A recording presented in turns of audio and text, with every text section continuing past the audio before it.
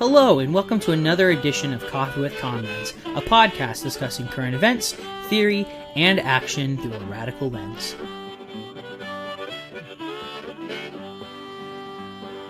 Hey y'all, welcome back to another episode of Coffee with Comrades. Earlier this week, I sat down for a live-streamed collaboration on YouTube with my friend and comrade Nick, host of our Channel Zero Network sister show, Pynk Spots.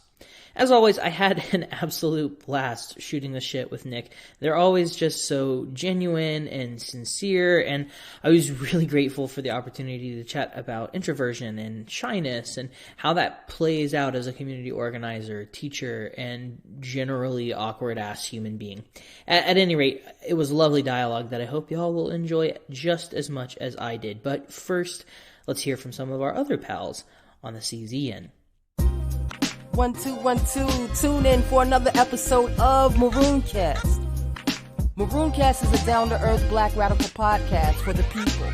Our host, hip-hop anarchist Simile the RBG, and sex educator and crochet artist KLC share their reflections on maroons, rebellions, womanism, life, culture, community, trap liberation, and everyday ratchetness. They deliver fresh commentary with a queer, transgender, non-conforming, fierce, funny, Southern girls, anti-imperialist, anti-oppression approach. Poly-ad and bullshit. Check out episodes of Marooncast on Channel Zero Network, Buzzsprout, SoundCloud, Google, Apple, and Spotify. All power to the people, all pleasure to the people. Peace. As longtime listeners of this show doubtlessly know by now, Coffee with Comrades is proud to be part of the Channel Zero Network and the Rev Left Radio Federation. I also wanted to give y'all a quick update about our bi-monthly zine, Cold Brew Chronicles. December was, frankly, a hellish and somehow also very delightful time, and I missed putting out volume 11 of Cold Brew Chronicles due to holidays and oral surgery, and a death in the family, and a whole lot of other wild, sad, heavy, and also somehow good and wholesome shit. Really high highs and really low lows. Anyway, the good news is that we put out not only Volume 11, but also Volume 12 of Cold Brew Chronicles last week. Patreon supporters at the mutual aid tier and above can check out digital editions of both copies right now. As always, here at Coffee with Comrades, we strive to make all the stuff we produce accessible to everyone who wants to check it out. If you're not in a position right now to support this show financially every month or to buy a copy of a zine, we totally get it. There's a pandemic raging, after all. If you want to check out our zine catalog, you can always shoot us a DM on Twitter or Instagram, or just email us at coffeewithcomrades@gmail.com, and we'll get you sorted out.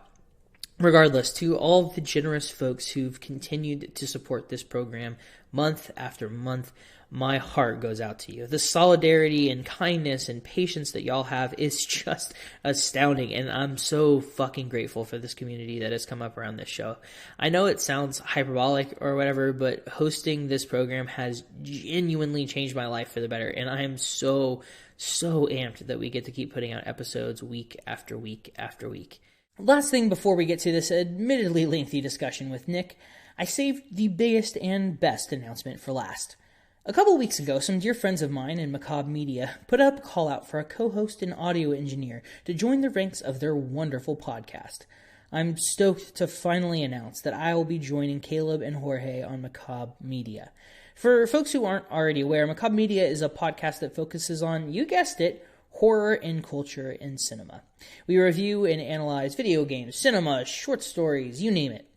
Longtime Coffee with Comrades listeners will no doubt notice that we've collaborated with Macabre Media in the past plenty of times before. We've talked about Antichrist and Salo. We analyzed Pan's Labyrinth and Green Room. And we even did a 2-part miniseries on The Last of Us Part 2. I've been a huge fan of Macabre Media for a long-ass time, and I am so humbled and elated to join their program. I've sincerely missed getting to just sit back and shoot the shit with some homies, and having co-hosts on a podcast again is such a breath of fresh air. I'm also psyched to join Macabre Media because, frankly, I fucking love horror movies, and I literally study culture and cinema for a living, so this podcast is right up my alley. While we do talk about politics every now and again on Macabre Media, that's definitely not the focus of the program. But if you're a big fan of horror or you just need a break from heady theory nerds, Macabre Media is the podcast for you. Season 2 of Macabre Media podcast drops March 1st, and we are going to be talking about the film The Mask of the Red Death, which you can find on YouTube in its entirety. We've got a whole slate of episodes planned and programmed, and a lot of them are already edited as of this recording, which is fucking awesome. So I'm really, really excited about it, and I can't wait for you guys to hear it. So definitely subscribe to Macabre Media, and also check us out on social media. Anyway, I'll stop gushing. Please enjoy episode 121 of Coffee with Comrades, featuring our friend Nick from Pynk Spots.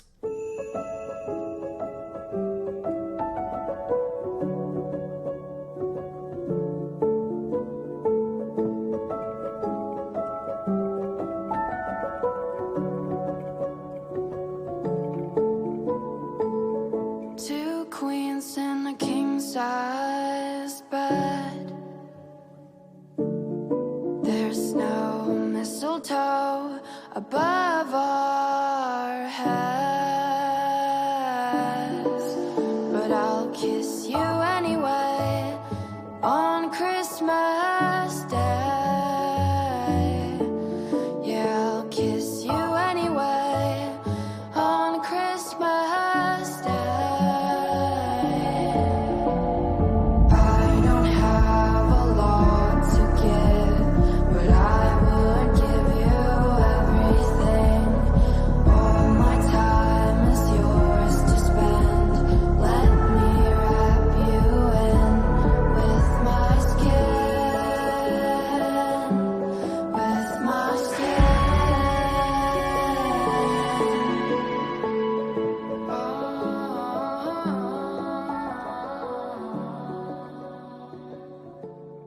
So hi everybody, welcome to Pynk Spots. As you can see today, I'm joined by Pearson, who's my comrade from another mom round. Hell yeah. Yep, Pearson is from Coffee with Comrades. For whoever is familiar, for those who are not, you should absolutely check it out. It's an awesome podcast. And we are both part of the Channel Zero Anarchist Network, which you should also check out because it's a collective of anarchist media, which is pretty fucking cool. It is indeed. So hi everybody, welcome to Pynk Spots. As you can see today, I'm joined by Pearson, who's my comrade from another mom round.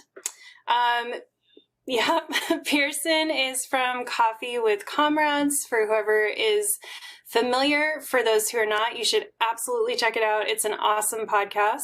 And we are both part of the Channel Zero Anarchist Network, which you should also check out because it's a collective of anarchist media, which is pretty fucking cool. Hey. Hey, and he also has many public platforms doing work, including teaching and community organizing.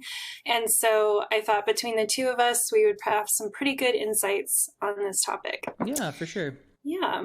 So again, the question was, can you talk about live streaming and doing live stuff while being introverted and or shy? I want to say that for me, and I think at least in some regard for Pearson as well, this kind of is inextricable for me with also my chronic illness, with my autism, perhaps with mental illnesses like anxiety that I might be suffering from. So we've picked a lot of advice that does tie into shyness and introversion, but we'll also touch on how to manage these other things as well, because I think for a lot of people, they sort of all go hand in hand with each other. The horrific melting pot of our many different crippling anxieties and, right. Mental faculties. Oh, goodness. The many reasons I can't get out of bed every day. Yeah. Let me count the ways. Let me count the ways. Yes. So Pearson had the awesome idea to start this off just sort of talking about our personal experiences and, the angle that we're sort of approaching this from. So Pearson, if you wouldn't mind, I really liked your notes. So if you could kick us off and just kind of talk about your background with this. Yeah, for sure. Well, thanks, Nick. I'm really, really fucking excited to be here. It's always fun to collaborate with you and brainstorm and bounce ideas around. So I'm pumped. At any rate, like you mentioned earlier, a lot of people are probably surprised when anyone who like does a podcast or like live streams content on YouTube. I hate that word content. I hate that I just used it, but I did. Like when people... You mean you don't identify as a content creator? No, absolutely not. But yeah, it's funny because like, you know, ostensibly, right, you would think that people who do media work would necessarily be like super extroverted. And when I like told some comrades about this live stream and about this episode in our Discord server, people were like, "Wait, you're an introvert?" Because like it's funny how people act differently in different situations, right? Like you might like behave really differently if you're in a small group of really close and intimate friends, and you can be like really boisterous and energetic because like you feed off of that particular type of environment or have an affinity for interacting in that type of way, right? Like I love being surrounded by like a close group of friends, like 3 or 5 people. I love like DMing like game sessions of Dungeons and Dragons for my friends, or just sitting around on the couch and drinking coffee and talking about politics or movies or whatever. And like, it's weird, and I'm sure we'll get into this in a little bit. But like, teaching is such a public facing kind of like profession. Yes. And it's not something that I really chose to do, you know, like I kind of fell into it. And it's exhausting, let me tell you, as someone who really values their alone time. Like, it is so much fucking work to just like have like be on, you know, like you have to, it's like it really is like flicking a switch in your neural chemistry and being like, I'm actually really excited and peppy and this is going to be fun today. And I'm not paralyzed with fear and anxiety that none of you are going to speak to me and we won't actually have a conversation. But I digress. It's funny how, you know, introversion manifests itself in these interesting ways, like a lot of times behind the scenes, right? But I think that like the reason why that happens is because it's a necessarily like a personality trait that lends itself to that, you know, like if you're an introvert, then it's because you keep to yourself, right? And so like I think people have a harder time noticing, right, that you're introverted or that you can be shy or what have you, because of the fact that if that is the case, it's because you tend to take a step back every now and then and like take care of yourself and recharge. You know what I mean? Oh, absolutely. Yeah. And I have because I have a similar background where I was essentially a teacher, but in a corporate environment. And I got pretty good at being able to put on this teacher or trainer persona where, I'm like high energy and like, let's do it. I mean, it was never like super fake or anything, but it was definitely like, you know, I was more expressive and I was showing up in a certain way. And then for me, when I'm done. You're fucking exhausted. I'm fucking done. Totally. And it would be very hard because I would be at something like a conference or I would be hosting like a workshop, and people, you know, they feel when they get something out of what you're doing, they feel very connected to you and they want to talk to you. And I was especially in an industry of extroverts. I mean, our clients were financial advisors who are essentially like glorified salesmen, you know, like that's kind of the vibe, is they're very chatty, they're very networky. So everyone's got a network in that kind of a space. Everybody's brushing the elbows, trying to get a leg up on the competition. I can't tell you how many times I was asked for a business card and I was like, I don't. Like, dude, whenever I think of business them. cards, I think of that scene from American Psycho where like Patrick Bateman is like languishing over the fact that his business card is not like the other guy, the Jared Leto's character. I can't remember what the character's name is. It's been probably which is funny because that's kind of one of the points of the movie, is that they're all interchangeable. Yeah. For sure, because they look pretty much identical. They do. Although it's funny too, watching that scene as a graphic designer, I'm like, I do sense a subtle difference. Like, I do appreciate the font on that one. That's funny. But anyway, yeah, like, so it was very hard for me because I would end a session, I would be like, wow, I did a great job. Now I'm fucking done. And then people would want to come up to me and talk and like network and, you know, maybe get lunch together. And I would just be like, oh my God, I'm going to die. Like I literally gave that everything I had and now I'm done. And now everyone's like, oh, we want to hang out with you and like be, you know, extroverted and social. And I'm just like, I know this is confusing, but like the me on stage is not me all the time. Right. And yeah, it's been really difficult. So, Yeah. And I just love that you bring up that presenting and teaching are so draining because I do think it's very hard. Well, I think a big problem too is the mixing up of outgoing or well-spoken with extroversion. Mm-hmm. Because it's not necessarily true. A lot of introverts can be very social in their own way or very like confident and outgoing, but then we're just done. Yeah. That's the difference. It's like 0 to 60. It's like like sprinting instead of marathon, like doing marathon, right? Like it's the ability to like Exactly. I can go for a little bit, but then after that I'm fucking done. I'm out. I've got some juice. We can go, and then I'm done. Yeah. I also And like I have what to you like refuel. Yeah, for sure. I also really liked what you said about the idea of how it is kind of a persona, but it's really it's part of it is accentuating personality quirks and traits that you have, amplifying those things. It's not so much that you're necessarily adopting like you're not. It's not like you said. It's not fake. It's still very genuine. It's still very sincere. It's just you select certain characteristics and then you like throw those forward with everything you got, which I think is part of like what makes it extra like taxing, you know what Draining. I mean?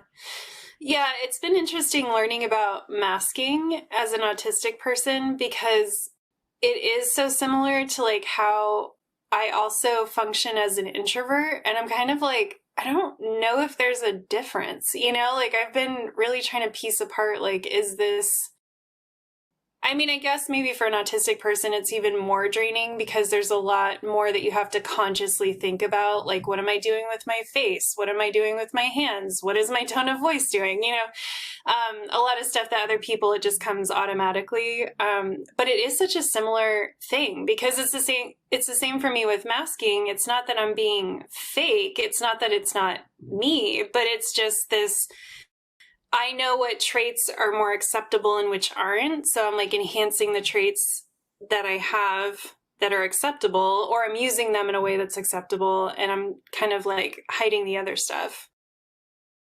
And it's just very similar. Yeah, that makes a lot of sense. And it's very draining. It's all very draining. So yes. So, my God, where to even start? We have so many good things. So I had some general tips for managing like anxiety, or well, I had general tips, and for me, a lot of these fall under what I would do to manage like anxiety of actually doing a thing. So for me, it was really important to not have coffee or stimulants before I'm doing a thing. And honestly, at least for a few days before, I noticed for me, coffee triggers massive anxiety. It also tends to give me a dry mouth. It makes me shaky. It makes me sweaty. Okay, yeah, it's just, well, and it's like a thing. I have like, I think it's tied into some of my health issues that I'm just very sensitive to caffeine. So I want to give a caveat that I know for people with ADHD and maybe some other people, coffee can actually be useful. It can actually be a tool that makes you feel more calm and focused. So it's really just about paying attention to your body. Yeah, I was going to say, I had a feeling my little podcast partner here would be one of those people. So in that case, use the coffee, but probably still just make sure you're not overdoing it. Like don't have more than what you know is a good dose to get you focused in, but not to get to the point where you're, you know, having to go to the bathroom in an emergency kind of way, or shaky, or whatever might happen to you. That was really important. That really helped me a lot, because a lot of times I would have trouble sleeping the night before because I'd be anxious. And then I would use coffee in the morning to try to pep up. Mm-hmm. And then I realized that it was really hurting my presentations, because it was causing a lot of tension. Like, it would make it harder for me to breathe. And then, like I said, I'd be sweating, and I'd be shaking. And so it made it a lot harder for me to be present and calm in my presentation. And once I stopped doing it, I felt like I had a lot more control. Yeah, that's super interesting. It's so funny that, well, I guess it's fitting that the first bit of advice that we're talking about is coffee. It's like opposite. Because I do approach it in a kind of a different way. Like, and it's funny, I saw Stephanie mentioned in the chat that, like, coffee can help you get into extrovert mode. Absolutely. And I know that it can do that for me at times. Especially like in a coffee shop, if I'm like hanging out at a coffee shop and I'm drinking coffee, it can get me into a mood where I'm willing to like talk to strangers who strike up a conversation, and I'm like, I don't want to talk to you right now, I'm trying to do something, but like, you know, I can power through it or whatever. But it's interesting too, because like I think a lot of it depends on like how you think about coffee, right? Like I think. And one day we're going to do a show for Coffee with Comrades, like all about like the history and the weird like settler colonialism of coffee, and also like the way that it's been used as like a tool for capitalists to extract more labor out of people. Because I think all of those things are really valid and really interesting. But if you look at like coffee and the way that people are approaching coffee now, it's very like ritualistic. It's like a very methodical thing. It's a very scientific thing. It's very focused on like weighing things properly and measuring things out. And I say all of this because for me, it's actually a really like therapeutic and cathartic way to wake up in the morning and go through this like ritual of preparing coffee for myself, which sounds like a really pretentious and bourgeois thing to say. I'm very aware of that. And I'm comfortable with that because there's no ethical consumption under capitalism. But I digress. Like it really is something that like is, I think really like therapeutic and cathartic for me. And so it's funny that you and I have such like divergent, approaches with this first little bit of advice. Yeah. And I agree with you. When I used to drink coffee, I found it to be an incredibly comforting ritual, and I really loved it. And it was something that actually really helped with my depression under capitalism, because it gave me this really joyous, indulgent kind of thing to do first thing in the morning, because mornings are the hardest for me. Mornings are when I'm like, I can't do this another day. I don't want to get up. You know, it's usually when my body hurts the worst. And coffee was just such a beautiful thing for me to have, to be like, well, if I get up, I get to have my cup of coffee. And I, usually had this ritual around like reading my favorite blog, because I'm old, back when blogs were a thing, and it just was just this lovely way to kind of get myself to feel good about the start of my day instead of feeling bad about it. Right. And so believe me that it absolutely devastated the shit out of me when I finally cut out coffee. Because I was having insomnia, and people were like, well, try cutting out coffee and see if it helps. And, so I cut out coffee for like 2 weeks or something, and then I literally had like a sip of coffee, and I felt the generalized anxiety that I'd had just come crashing back in, and I was like, fuck, are you serious? Like the coffee was causing it? And so I still do drink it on occasion, but it's one of the things where I just have to know what the after effects are going to be and kind of choose it wisely. Yeah. Like my good friend Christian and I will go like for a beach walk, and we'll get coffee to have for the beach walk. And for me, it's like, that's worth it, because it's such a lovely experience to have like this delicious coffee and walk on the beach. And it's like a social experience. It's not something that you're doing as a stimulant for yourself so that you can be more productive for your capitalist overlords.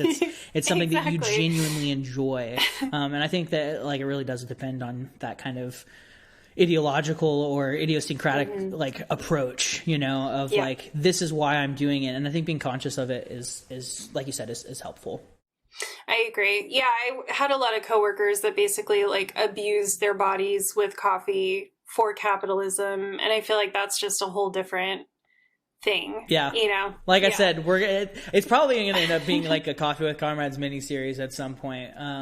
That sounds awesome. Right? It would be fun. I will tune in for that. Hell yeah. What other advice do we have for folks? I know. I was like, I could keep talking about coffee, but I won't.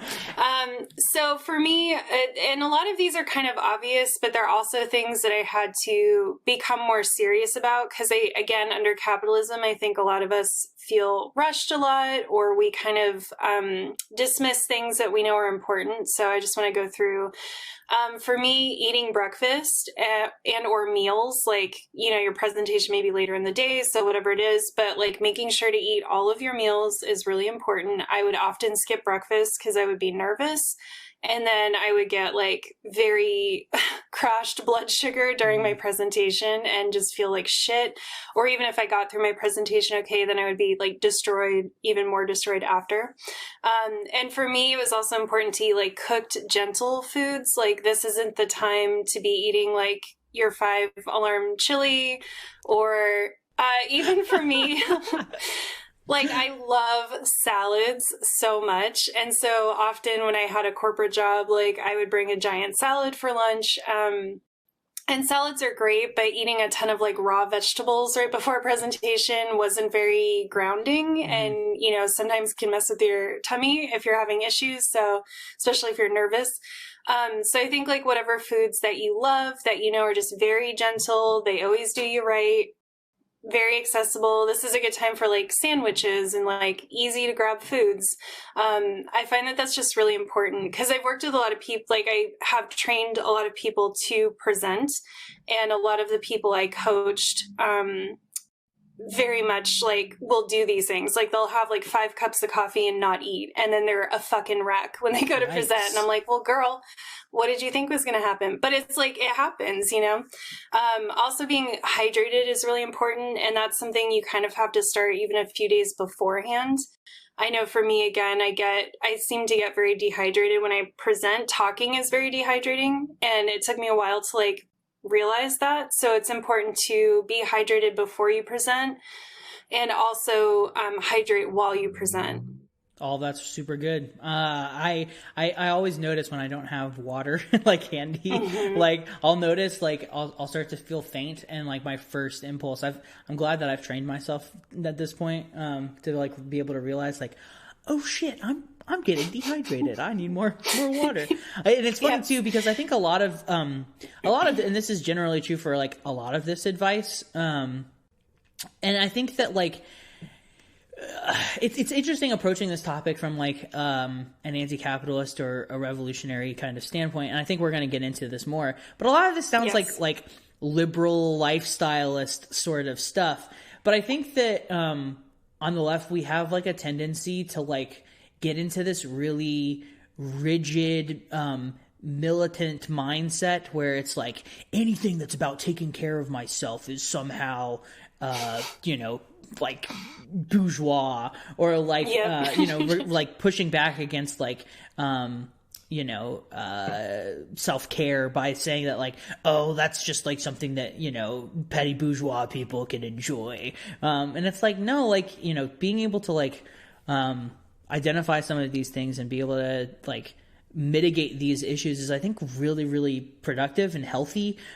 Because like if you are entering into a community organizing space, or if you are going to a demonstration, or if you are blocking up and going to like fuck shit up, if you're a nervous wreck about it, then your ability to actually engage and be a active participant is going to be necessarily mitigated. And so I think that like if we actually take these different bits of advice, both for like live streaming and just like generally taking care of ourselves, like if we actually do them, and it's hard to do them, it takes like diligence, and it takes like practice, and it takes perseverance, and it takes discipline.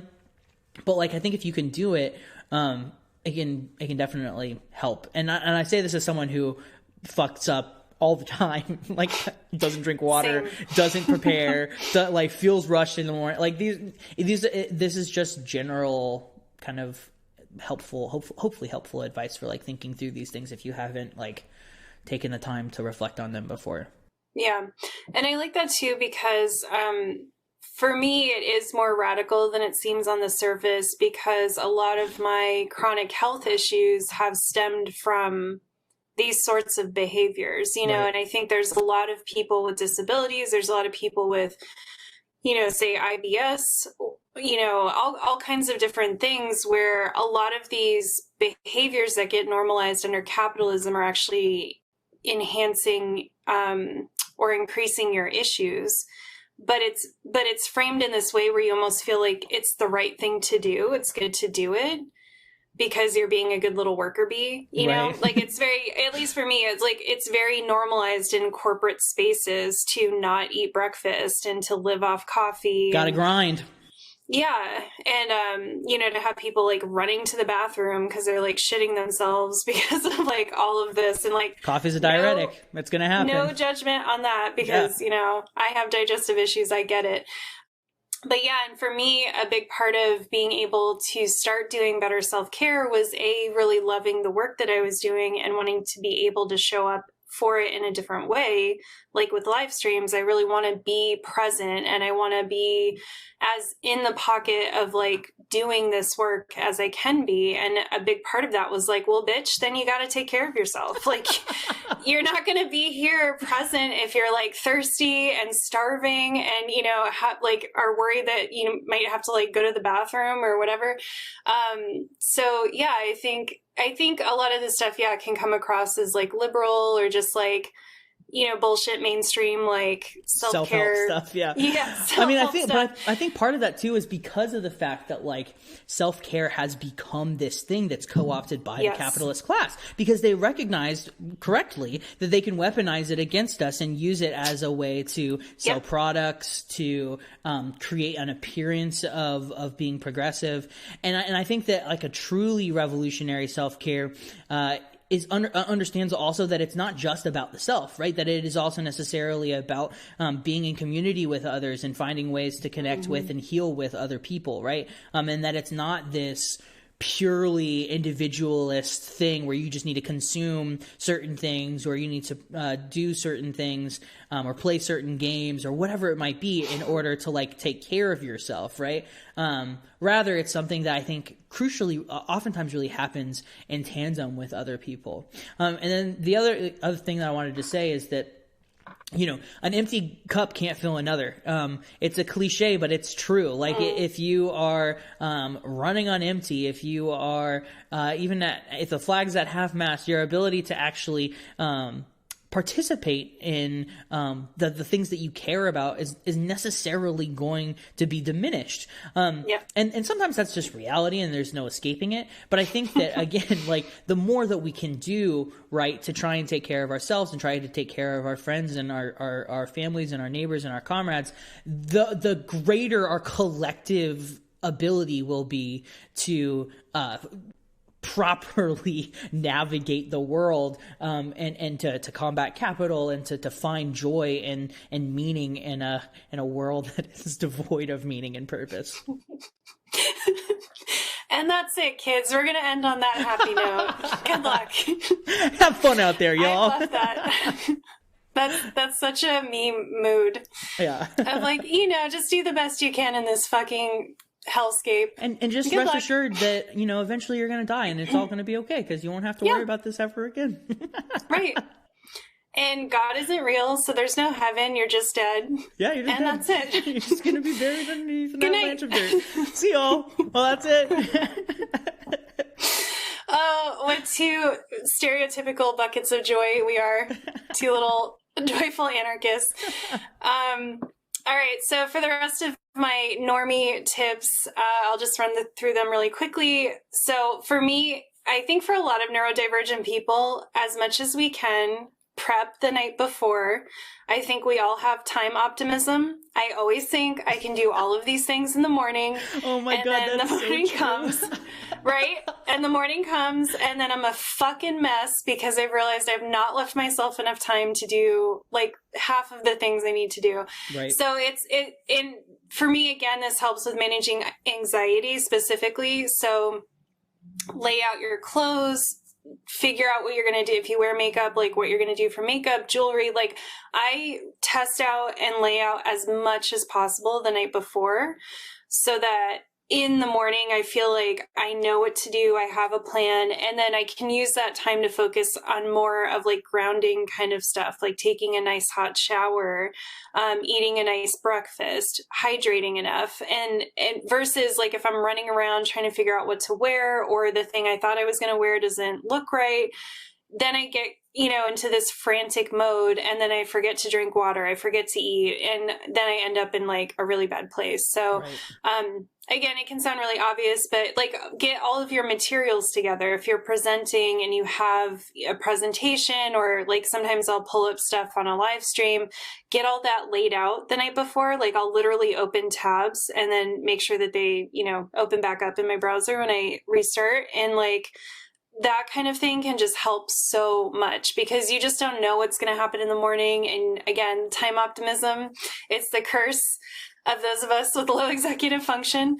So I've never heard that term before, but like isn't it perfect? It's perfect. It literally encapsulates so much about the way that I unfortunately approach life sometimes. Like, yeah, I'll get to it. I got time. I'm like, I can definitely shower and do my makeup and get dressed and eat breakfast in 15 minutes. Yeah. I have literally done that so many times because somehow in my head, like that makes sense that I could do that. Right. So yeah, I've just learned the hard way. How I always frame it in my own head, like when I'll stop myself and be like, help yourself succeed. Like help yourself.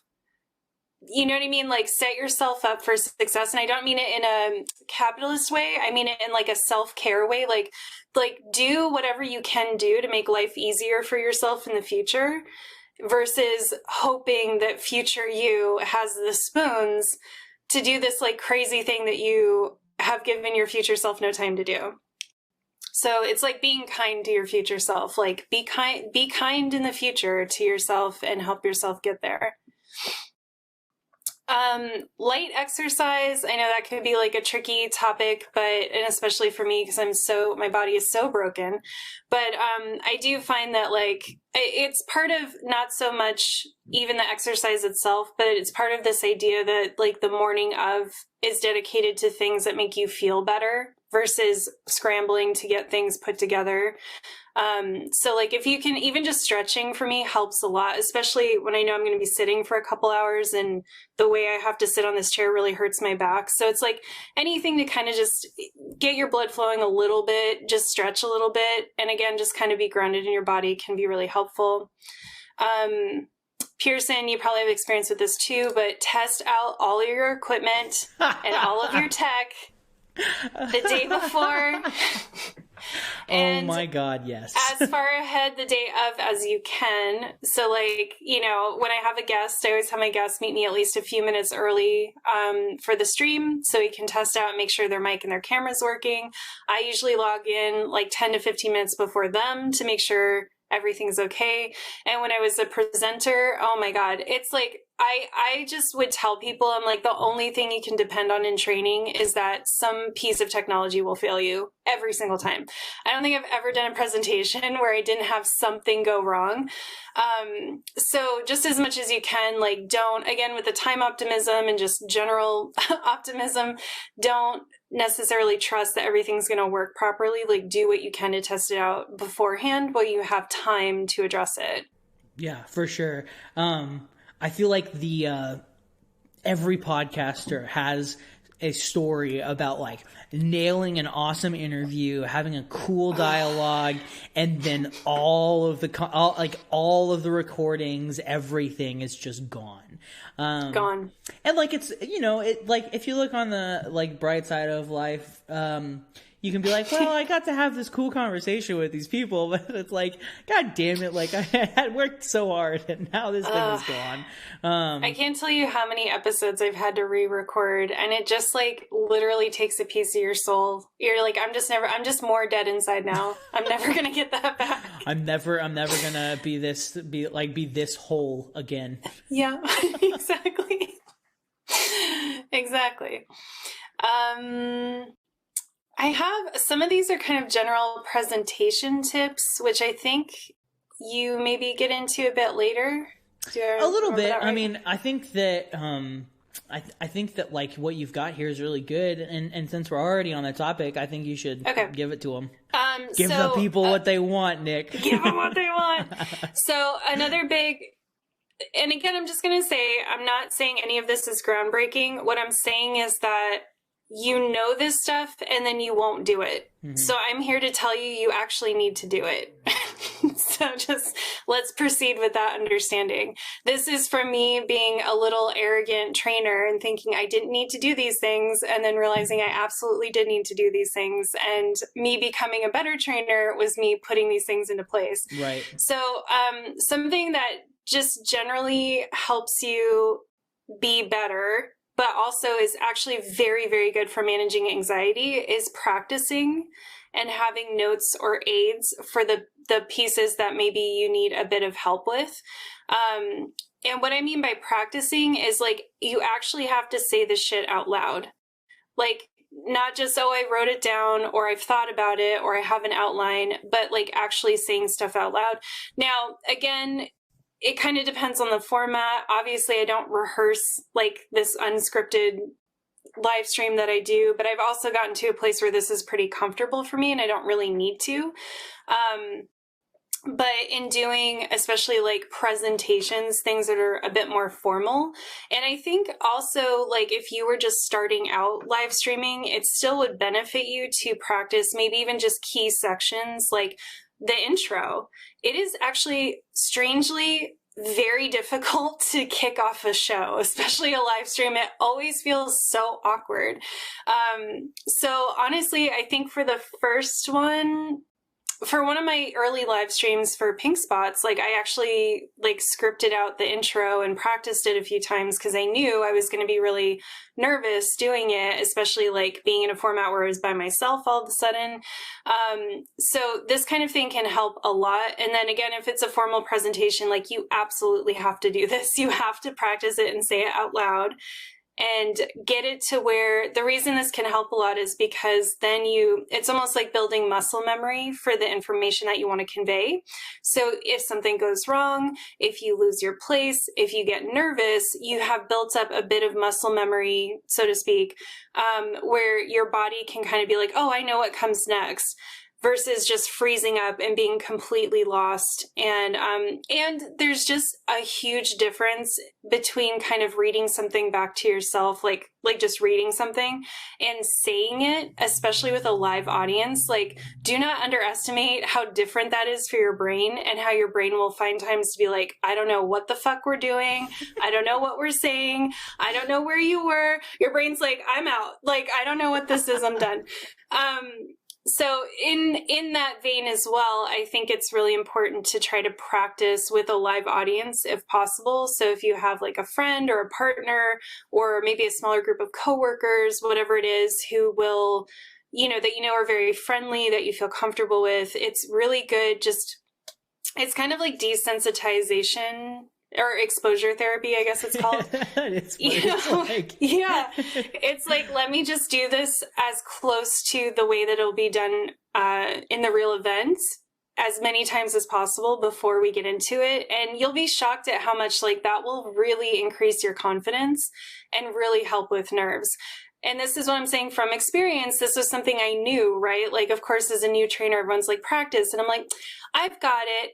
And then I absolutely, the first time I had to do a presentation, like completely froze up, completely lost my place. It was so embarrassing. And then, over the years had the experience of being well rehearsed. And like, I'm up there just like freestyling. I'm walking around the room. I'm making jokes with people. Like, it's amazing how much of a difference it'll make when you just feel very confident in what you're talking about because you've actually gone through it multiple times. It's so true. Like I had the exact same experience, like teaching. Like the first time first time I went to go teach, I like remember sitting down. It was like 8 a.m. On a Monday morning. It was the very first. It was probably like a lot of these kids. It was probably the very first college class they had ever taken. And I walk in and sit down, and then unfortunately, the projector didn't work. First problem. See. See? That started an avalanche, a cavalcade of me being like, fuck, I don't know what to do. How do I do this? How do I do this? Everything I had built was reliant upon having this PowerPoint. Mm-hmm. Now I don't have the PowerPoint. I had to pull it up on my computer. I did this awkward thing where I turned my computer around so my students, it was pathetic, frankly. It was really bad. So I think, again, I think some of these things, for better or worse, are outside of your control. I can't control the technology in that particular classroom the very first day of a fall semester after it's been weeks and weeks and weeks that no one's used this equipment, right? I can't control whether or not if I go to a conference and present on a paper, if anyone shows up, or if if it's one person in the room, or if the room is overflowing with 100 people. I've had both experiences, and they're both equally awful in different ways, and so I think that having some degree of flexibility, and understanding that shit is going to go wrong, and so being comfortable with that, and just being all right, fuck it, and kind of owning it in a kind of a strange way, and pointing out when things don't work, and not making it all in your own head, but inviting the people who are there with you to also experience it, I think is also a really helpful way to mitigate some of the feelings of personal failure that you feel like you fucked up in some way. But if you invite other people, hey, come participate in this fuck up I'm having right now, then it makes it a lot more bearable, which is, again, I think one of the reasons that it's interesting kind of approaching this topic from a more communistic standpoint, right? Is that we have the ability to kind of look at these issues that would under capitalism be incredibly paralyzing, individualistic failures, and if possible, transform them into funny bonding experiences with people who you are going to have some kind of relationship with for at least a couple minutes when you're giving them this presentation, right? Or for me, for a classroom, starting off and having that terrible first day with that class ended up being a really great class. We had a lot of really awesome conversations because they were he's just a dude. He's not some, their idea of what a professor was absolutely shattered that day. So, that's life. Oh, I love that so much. And part of how I approach training, even in a corporate space, is that this is a collaborative event. This is the only time this specific event is going to happen, because we're all going to be in this together, and we're going to create something unique as a group. And so I agree with you, going in with that kind of mentality, including anything that goes wrong, can really help. And I've had the same, I've said, the last year that I was at my company, I was sent all over the country to do this workshop. And so I was constantly in different hotel conference rooms, different boardrooms, different, I had no control over the environment. These were all places I had never been to before. So you can imagine, basically at every single location, something went wrong. But as people were coming into the room, I was already, and this is another tip, if you're shy or nervous, it can really help to, instead of trying to do your last minute prep behind the podium or whatever, it can really help to just, again, be as prepared as you can be. And then once you walk into that room, just be I know as much as I'm going to know. And instead of using that time to frantically reread your notes or whatever, use that time to greet people as they come in, make small talk, develop some kind of rapport, whatever you're comfortable with. I know not all of us, I hate small talk, but me too, but it does help. Got okay. Yeah, it does help. Just, being thanks for coming, and, just whatever's relevant to what you're doing. But, when my advisors would come in, if I knew them, I'd be oh, hey, so-and-so, what's up? How are you doing? And if I didn't know them, I'd be hi, I'm the trainer today. This is my name. how are you? Thank you so much for coming. Like, what got you interested in this? Because we had trainings that were free and optional. So for someone to be in my room, like they had chosen to be there. So I was always like, hey, what are you interested about? And then that could help me too with the content, because as I was going along, if something came up in the content that was directly related to what someone had told me that they were interested in, I could be like, oh yeah, so Joe, you know, this addresses like what you had come here for today, and I could expand on it. So that was a big lesson for me over the years, because I was that person where I would just stand behind the podium and I would be like frantically like clicking through my slides and rereading my notes, and like, but I was so anxious. It's like I wasn't taking in any information at all. And then I learned it was so much better to be more relaxed and have already established some kind of rapport with my audience than it was to maybe absorb one more fact or whatever it was, you know, like it was so much more beneficial to use that time to just be in the room with the people. And then that way, yeah, if something went wrong, I could just make a joke about it. And then, you know, usually someone would jump up and try to help me, and we would just kind of get through it together. And it would just continue that feeling of like, oh, we're all here and we're all human and we're just doing a thing together. And I think too, Pearson, you kind of got at the heart of something else, which I always tell people, which is that the audience basically wants you to succeed. People don't like. No, they hate being in that awkward, like situation. Yeah, they hate it. It's super uncomfortable.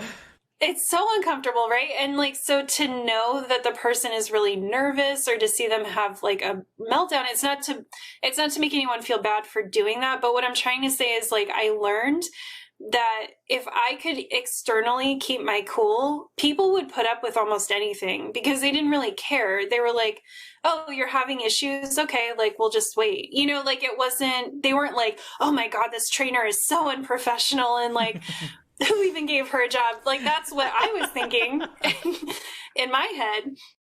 But they're just thinking like, oh yeah, these things happen and whatever. I'm just going to check emails on my phone until she says we're good to go. Right. So like, the more that you can just put yourself in that mindset of like, they don't know. They also don't know what your script is. They don't know that you fucked up your script unless you tell them. So don't tell them.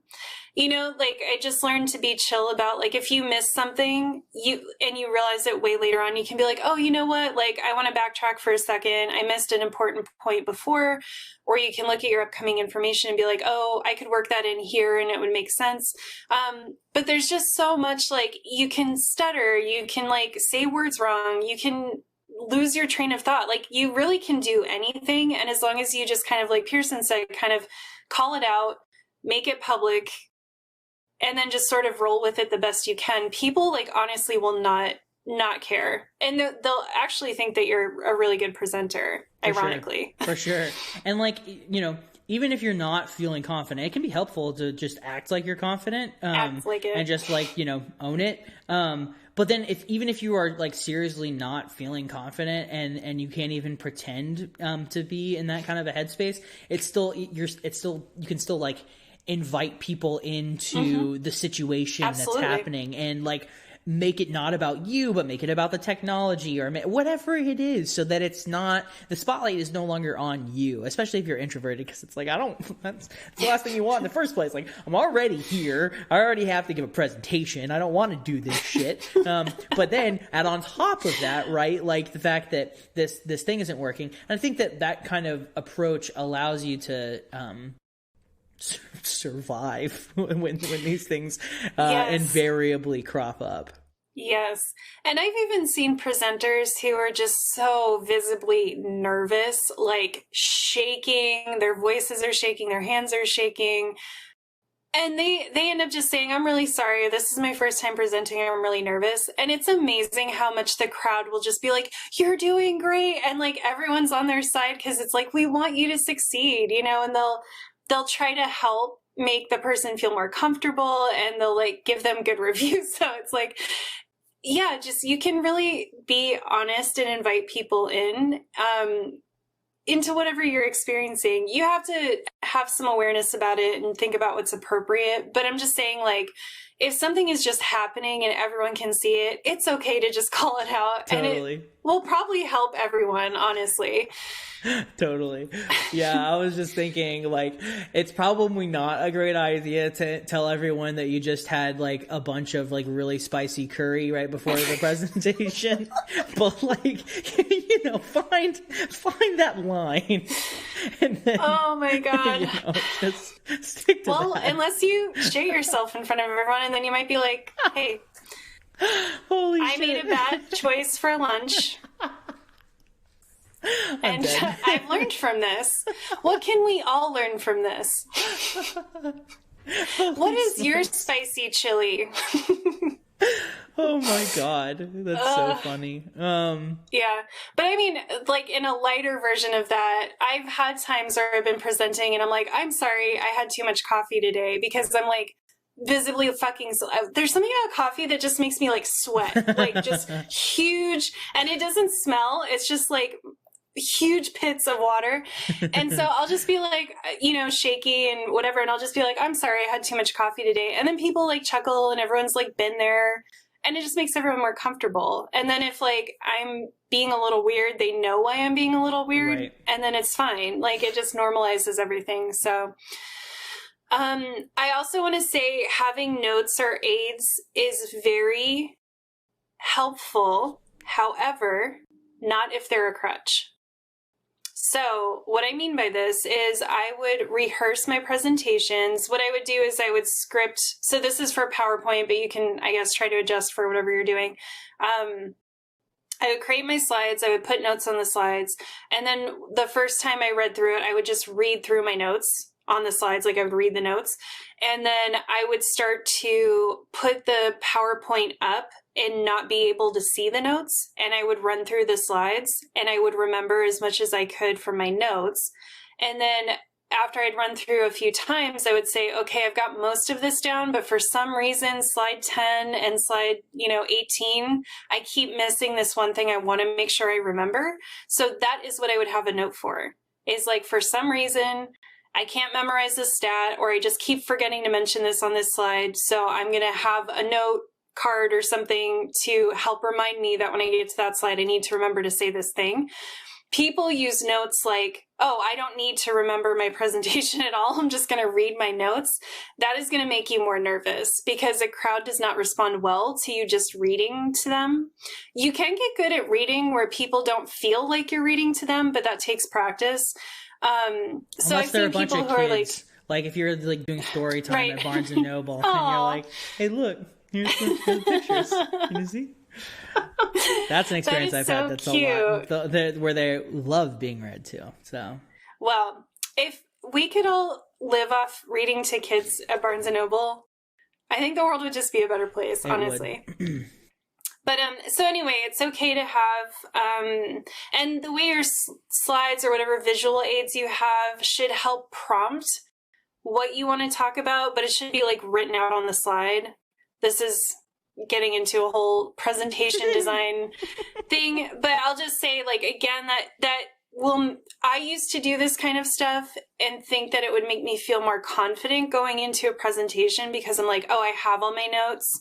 Like, God created presenter view and trainers everywhere rejoiced.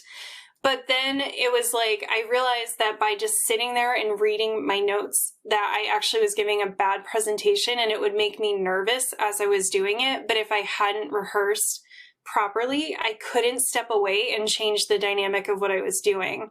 So that's where I just learned notes and aids are very valuable, but only if you're using them as like ways to enhance or just get you through little pieces where you kind of struggle, not to be like a crutch for the whole presentation. totally. It's very easy for them to become a prison rather than Yes. a place of, helping and pushing you forward. I mean, I know that for whenever I'm doing like podcast episodes, I have a shit ton of notes, but like when I walk into like a classroom, it depends on what kind of class I'm teaching on that particular day, or what if we're doing like English literature, or if we're doing English composition or whatever it might be.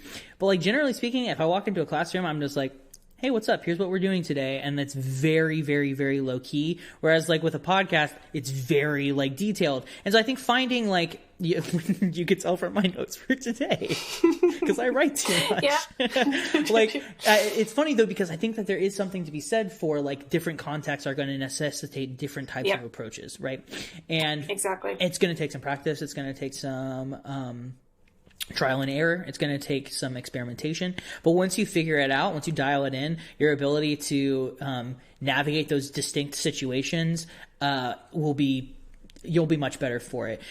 Which brings me to another point that I do just want to say real quick, which is that all of this is, if the first point that we made about the differences that you and I have with approaching the coffee didn't already make this point, right?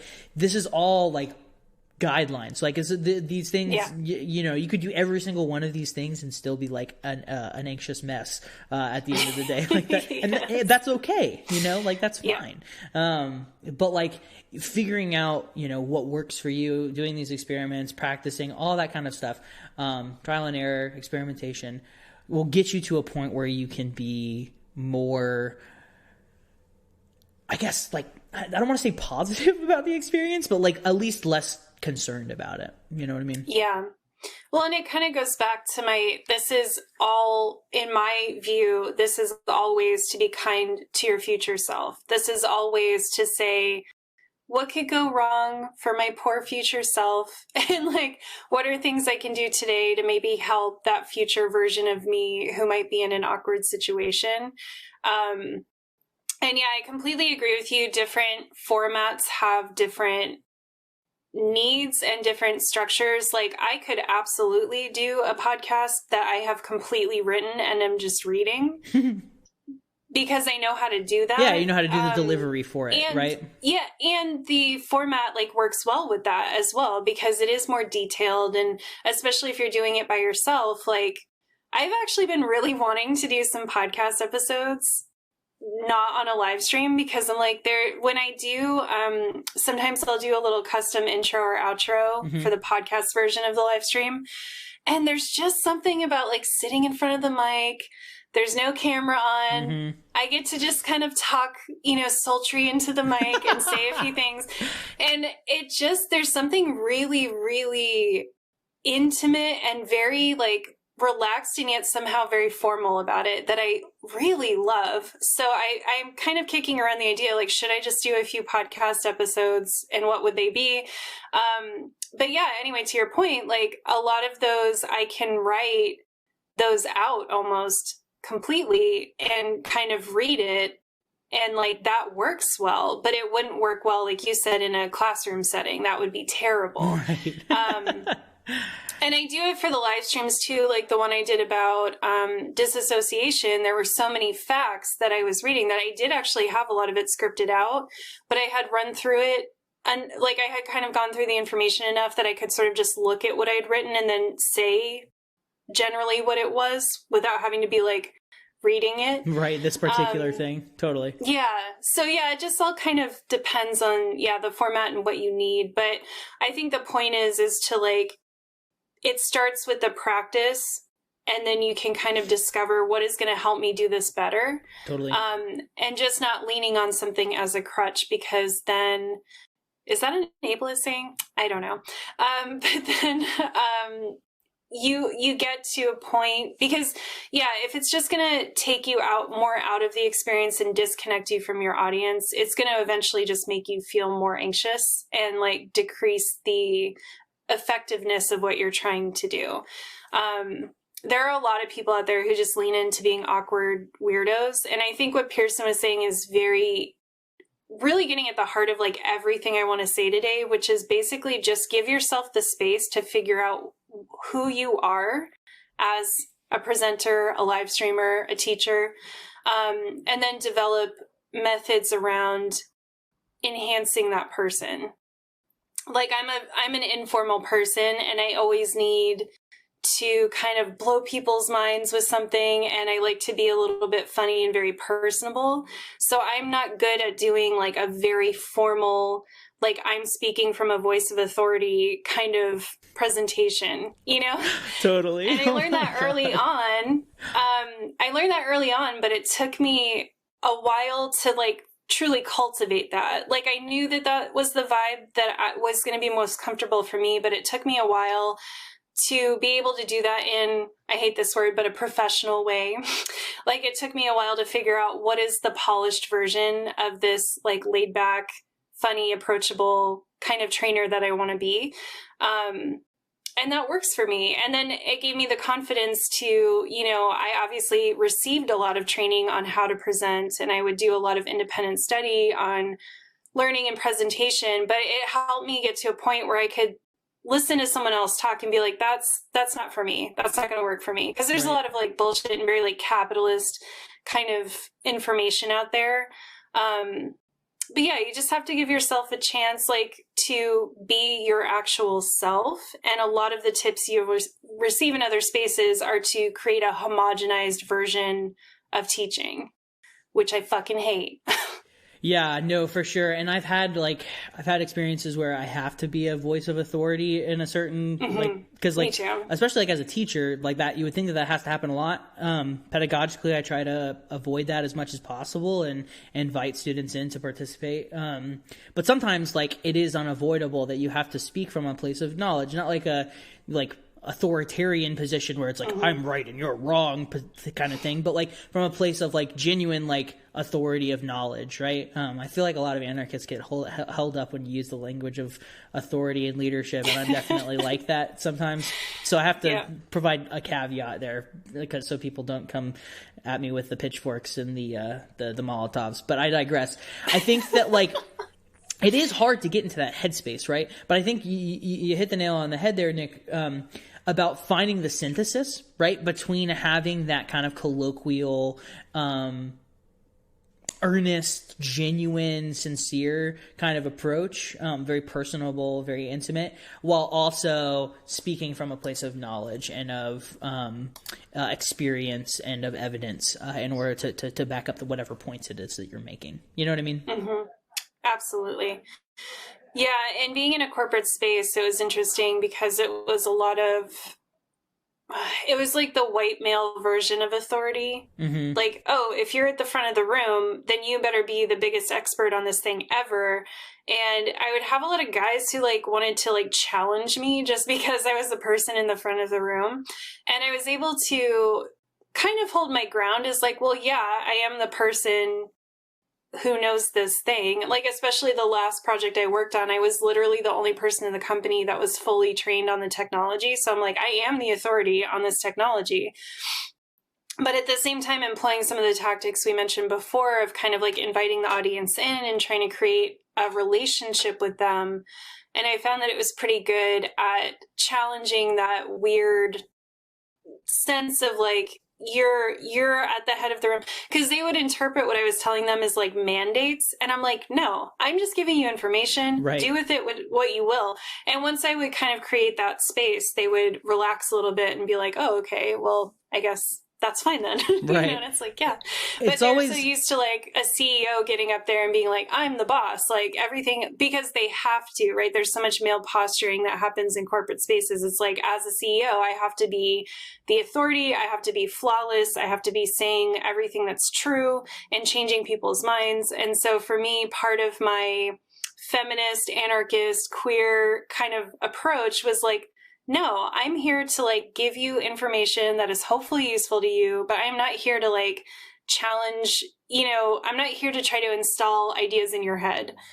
Yeah, absolutely. It's so fascinating talking to like femme comrades and colleagues about their experiences with this subject, because like it's totally different, because like I can walk into a space and I'm just afforded, right, certain privileges that I would like other people like don't enjoy the benefits of. And it's funny too, because like, again, pedagogically, I seek to dismantle all of that as quickly as possible, like inviting people in, making it participatory and dialogical.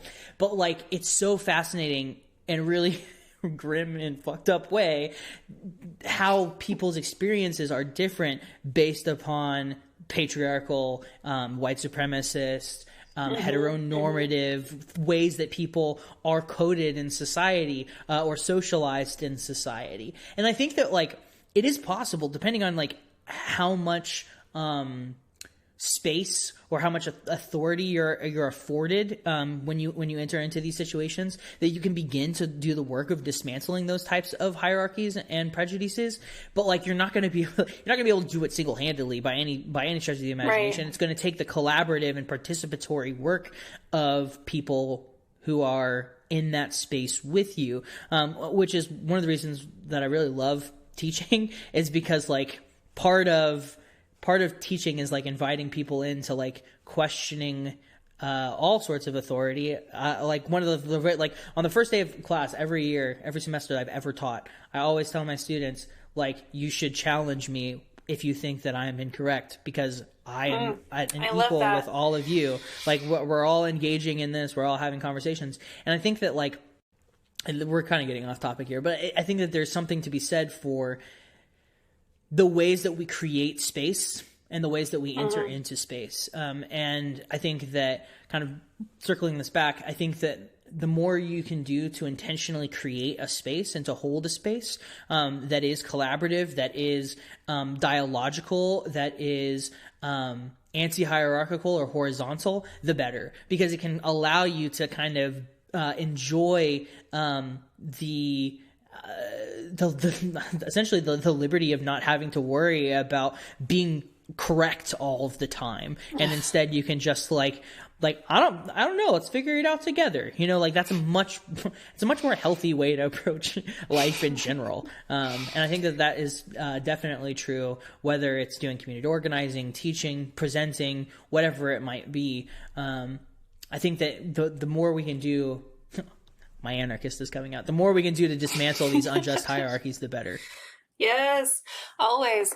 But I think that's I loved everything you said. And I think it's such a good point that, you know, because I was in a deeply, very corporate space for a long time, but I found ways to kind of queer and anarchize my environment. And your level of autonomy is going to vary on many factors. But I do think that there's ways that you can kind of bring these elements into your work, no matter how corporate it is or whatever, that it can at least like give you some semblance of this sense of community building and this sense of challenging the current power structures. Part of why I love doing the workshops that I had built the last year that I was at my company was because I realized in doing the work that these men, largely, who had come to my courses were actually extremely insecure about how to talk to their clients. And so I used this technology training that I had to do to actually work a lot of that into the curriculum to help connect with them over this thing that they were afraid of, but weren't allowed to say, because if you say as a professional, I don't know how to talk to clients, and your whole business model is around talking to clients, right? Like all these men felt like I'm going to have a bad reputation and my peers are going to think less of me, and like I might get less support from the corporate office. And so, you know, it was my way of kind of peeling back and finding that like there was this path that I could take. There was this approach that I could take that was actually challenging something that these men were really afraid of, and providing them a space where it was safe to kind of explore, well, how do we talk to clients? You know? Deprogramming toxic masculinity. Let's go. Yes, exactly. And building that community and making it safe for them to feel, and they would bond with me, but they also would bond with each other in the class, because it was like, oh, these are people also doing the same work. And now I feel like I can kind of ask them for advice, or I can bounce ideas off them. Whereas before I felt like I couldn't. Mm-hmm. And it was really cool. And it was so heartbreaking, because I would try to tell the home office, like, how important these workshops were in this way that just wasn't measurable. Right. And they just didn't give a shit. And I'm like, listen, your client base is hurting. Like, they have basic skills that they don't know how to do, and they don't feel like they can say anything. So we could create workshops around this. We could charge money for it, you know, like we could meet this need, but like these workshops are really important. And they were just like, you know, what's the usage number? What's the adoption rate? What is the what's the ROI? capitalist like, speak? All right. Yeah. But I think, I mean, I'll just say I've just been kind of surprised in my life at how you can work in your radical leftist shit into a lot of spaces. You have to be clever about it, and you have to have some measure of autonomy, which we don't always have. Mm-hmm. But there are a lot of surprising ways that you can kind of challenge these power structures, 100%. that are subtle, you know? And it's like the subtle stuff almost works better because it just permeates and no one knows that they should even be challenging it. And you're like, yeah. Yeah, no, 100%, 100%. Do you want to talk about like more explicitly, like what this kind of looks like in organizing spaces? Yeah. I want to talk about everything. Me too. I also want to do that. I hope you have some snacks ready. Let's just do an 8-hour episode. Holy fuck. Like, I think, I guess a good place to start is like, I feel like a lot of people have this misconception about activism, or like what I prefer to call community organizing, where you have to like be some sort of a leader, right? Like you have to be the person who knows everything, right? And I think a lot of that comes from people speaking from a place of authority, people using jargon, people using a specific type of lingo that a lot of folks may not necessarily be aware of, right? But I think that it's helpful to think about, and I mentioned this earlier, I think it's helpful to kind of deconstruct, what do we mean by leadership? What do we mean by authority, right? Because I think, like, at its best, leadership is a really capacious category. It's something that is malleable and fluid and dynamic, and it allows you to enter into different types of conditions, right? And shift the way that you approach them, right? Like I said, I have like hang-ups with these words, but I really love the way that the Zapatistas frame the idea of leadership, which is to lead by obeying. And I think that that's like a really useful and utile way to think about leadership, not as something where you're coming in and you have to be the person who has all the answers, the hero who solves all the problem, but rather you are just somebody who's trying to figure out what the issue is and then respond to it, right? Like doing work, especially with like mutual aid disaster relief, really kind of opened my eyes to the efficacy of this particular principle, where we're approaching a situation where people have been impacted by a hurricane or by a recession or by a pandemic, and approaching them not from a place of, here's what I need to give you in order for you to be better, but instead, what is it that you need in this point, and how can I help you get it, right? What tools can I give you to equip you to take care of yourself and to take care of other people in your community, right? And I think that kind of an approach allows you to decenter yourself, which I think is really helpful for us introverts, where we don't have to be the center. We just have to be able to like be good listeners, right? And be able to approach people from a place of humility and sincerity and compassion, and just be like, what is it that you need? And then trying in some way, shape, or form to not just give them it, but to come alongside them and find ways in which we can get free together. Oh, I love that. Yeah, I was reading something, it might have been in Queering Anarchism, but I can't remember for sure, but they were talking about the concept of leadership in, like a anarchist, what's the word I'm looking for? Affinity perspective. Group? No, but it's okay. We'll get there.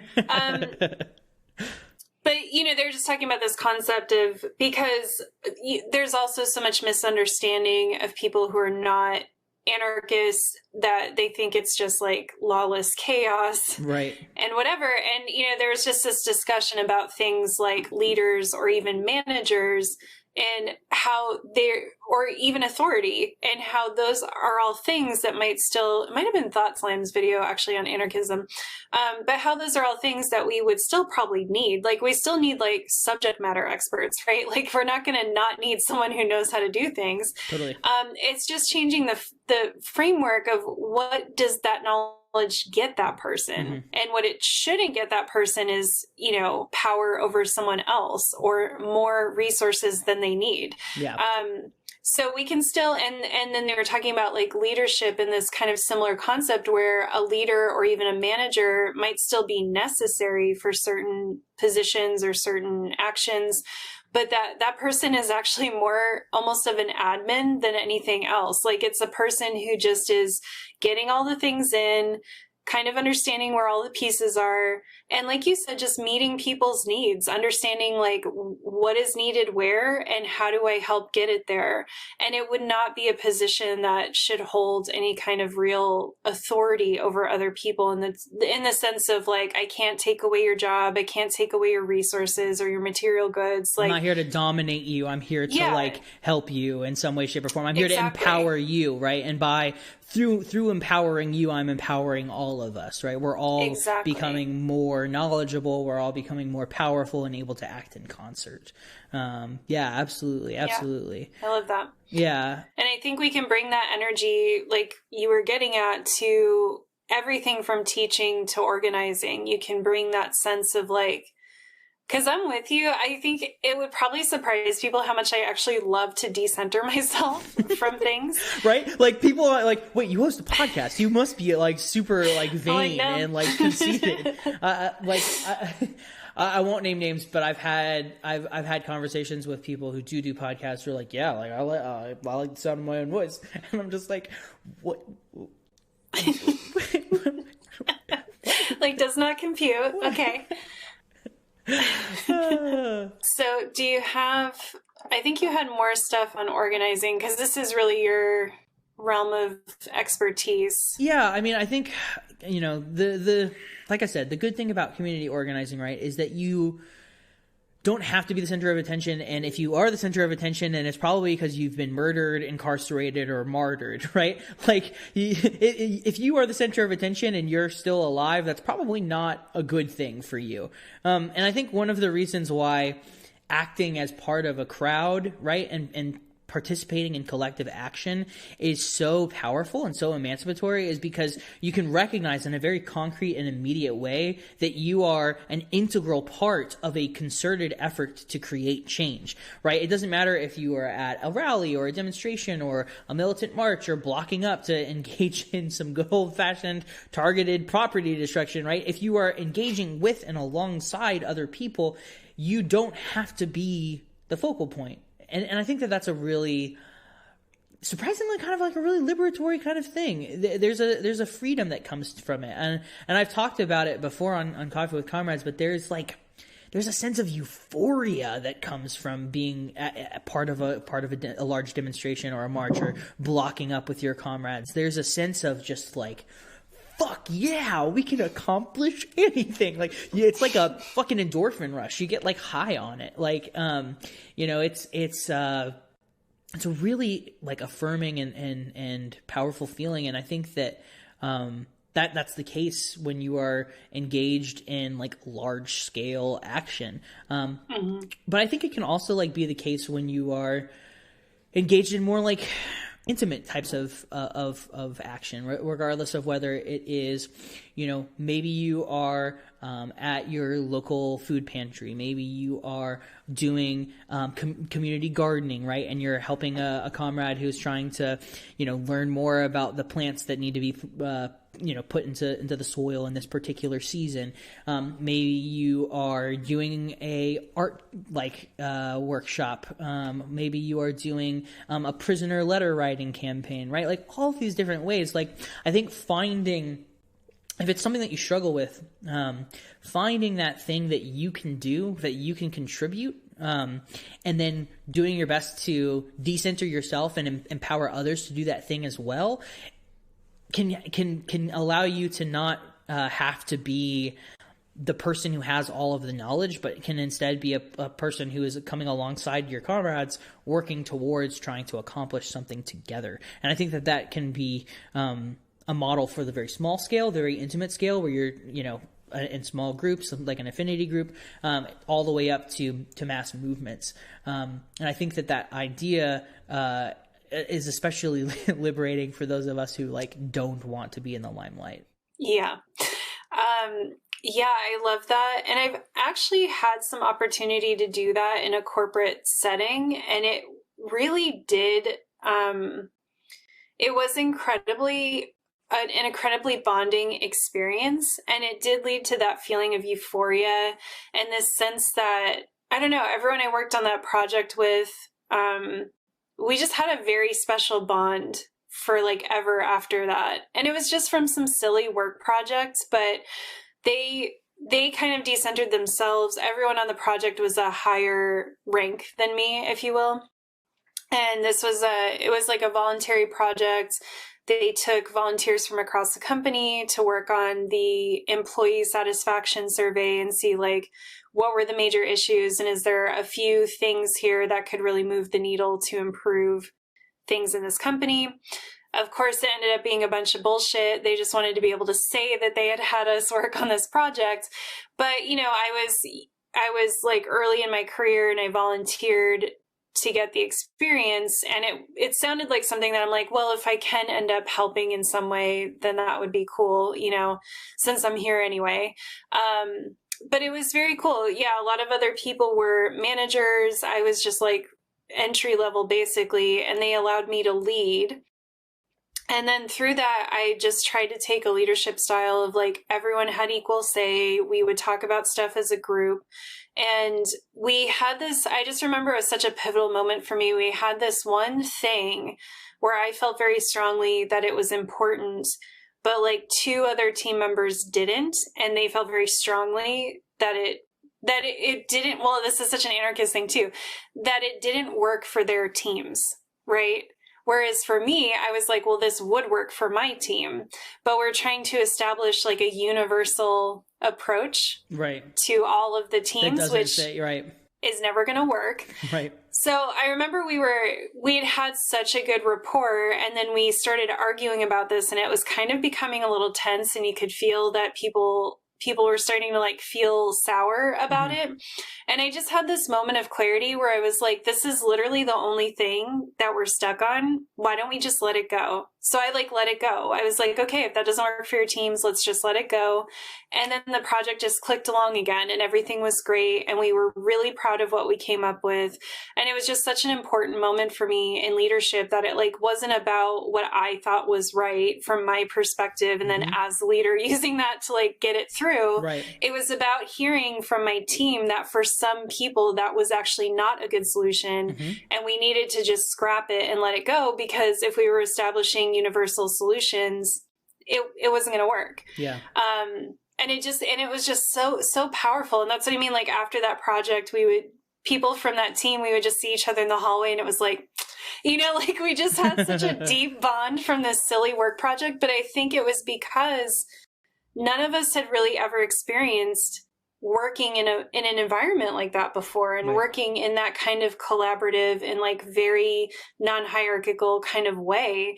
And we loved it, and we really did take our task seriously of shit, we have all this feedback from people, and they're telling us what doesn't work for them, and can we make this better? Yeah, that's beautiful. It's so interesting thinking about how we can anarchize space. And it's something that I think a lot about as a teacher in particular, because obviously I spend a lot of time in my classrooms, even as a professor, you're not there as much, but when you enter into that space, which is used by many different people, you necessarily are going to change it by your presence. So thinking about ways that we organize ourselves in society can be modeled off of ways we model ourselves in smaller groups. I think it was David Graeber who had a lot to say about the ways that anarchy is the default setting for humans. We just figure it out together, you know? Like that's kind of the default kind of base, right? I can't remember. He had like a particular term for it, if I'm remembering correctly. Somebody can look it up and put it in the chat if they want to. But there's like this way of like how human beings are kind of have like, we're like, it's almost like we're wired for direct democracy and for like interpersonal, like so weird. It's almost like we've evolved like, that way over like thousands and thousands of years. How bizarre.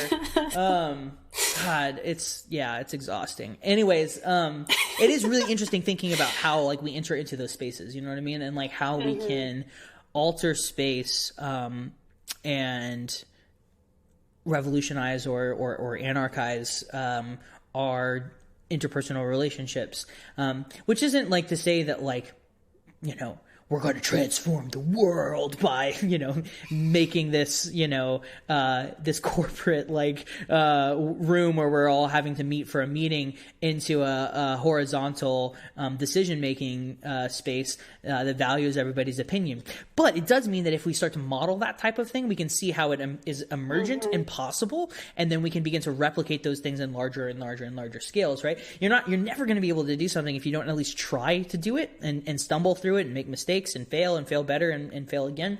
But I think that like there is something about that moment, right, where you're like, oh shit, like we don't just have to listen to that one dude. Like we can like, and it's almost always a dude. We don't have to listen to that one dude. We can have like we can just decide for ourselves. And I think that's amazing. Right. Exactly.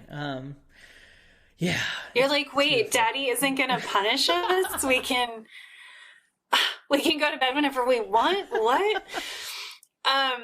Cavely said up in the chat, and I think this is very relevant, is that in my experience, most people agree with anarchist views. They just get so lost in socially charged jargon that they haven't had access to learning yet. And I think a lot of what you were just saying kind of taps into that like, yeah, like anarchism is inherent in us. That's why like the first time I read anarchist like theory, I was like, yeah, like, you know, like this is just how humans act. Yeah, I was like, do we even need to label this a thing? Like, this is just how it is and how it should be.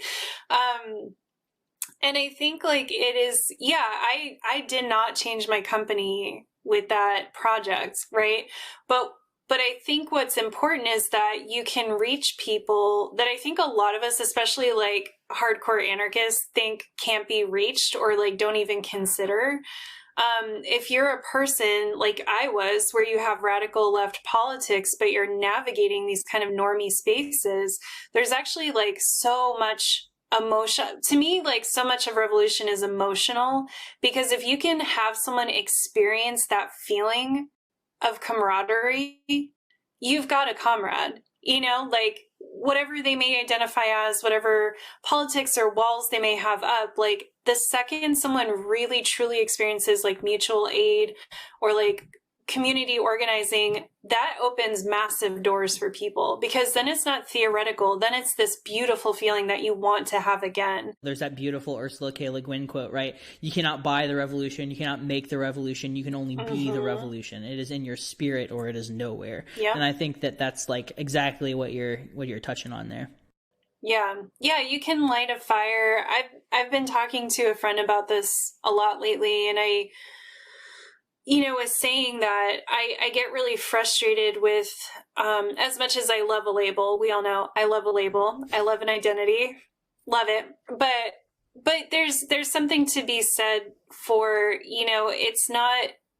it's so much more important to have the spirit and the feeling of a thing than it is to be like, oh, I'm a this, right, and these are my politics. Because I think we forget in our heady leftist spaces that can become very academic or very jargony, as you pointed out, normal working class people, they don't care. They're not going to get into all of these distinctions and stuff, but they do know what feels bad in their lives. And they do know, largely, a lot of working class people know what it's like to have some measure of community support, right? Because that's how a lot of us get through. Mm-hmm. So it's like, if you can just tap into that, then the rest of it falls into place pretty well. especially I think when it comes to organizing. We don't all have to have the exact same ideology to do an action, right? We just need to want to do the action and be able to do it in a safe and productive way. So yeah, I think for me, that's all the work that I do. And I know for other leftists, other anarchists, probably the work I do is very soft, but like, that's my form of activism, is to be very soft and to be like, this all should make you feel empowered and connected and good, right? Like, understanding the world's woes is going to make you feel like shit no matter what. 100%. But discovering these ideologies and discovering things about yourself and discovering other people that have like-minded beliefs should feel good. Yeah. And I just feel like a lot of leftist spaces like don't feel very good. They don't feel very connected. No, I think you're absolutely right. And I think that, you know, again, a large part of that stems from patriarchy, like this desire that you have to be right, you know, and that you have to perform correctly for other people, right? Like that there's like, I don't want to cast stones, but I'm going to. Like, you know, like the idea that there's like a party line that you have to subscribe to these 5 things in order to like be part of the club, right? Yeah. It's very isolating and alienating to people. And you know, certain left traditions will argue that like, well, that's what it takes to get things done. And it's like, okay, but like, what is your version of getting things done? Because if your version of getting things done is throwing people like me into the gulag, then I'm not exactly sure that I'm down for this particular type of revolution, my dude. I think there's also like a lot to say. You talked about like jargon and lingo, and I think, you know, over the years that I've done community organizing, and it's been over a fucking decade now. I'm old. I'm so old, Nick. You're not as old as me. No one is. Oh God. Regardless, it's weird because, you know, mood. Yes, no, for sure. Big mood. It's funny because like people will message me over Twitter or pull me aside, when we're at an action or just like, you know, we're hanging out together and like express dismay and discomfort and anxiety over not feeling like they have like a full grasp on the proper lingo. And, you know, I think for better or worse, like the left does use like a lot of jargon. And I think that there is a way to think about this dialectically where it's a little bit of column A, a little bit of column B. It's not either or.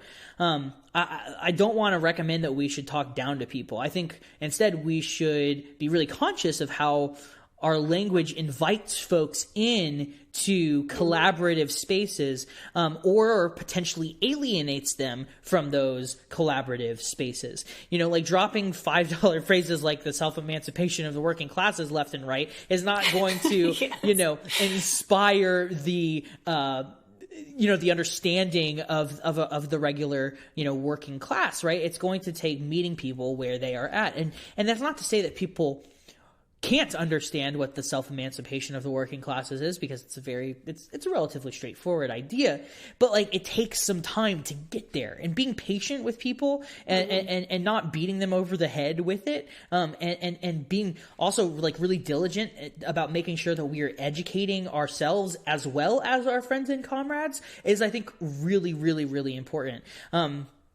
Nick, there are a few things in the world that I detest quite so much as this sort of self-righteous, smug, liberal attitude of approaching education, like saying, it's not my responsibility to educate you. Like, that's just like the best way to turn people off to organizing work in their community. Like, we gotta be like understanding and invite people in and encouraging. Like, it's just... Yeah, it strikes me that that's a great way to make sure nobody ever comes to another demo ever again. I think we might have lost Nick, y'all. Yeah. Nick, are you back?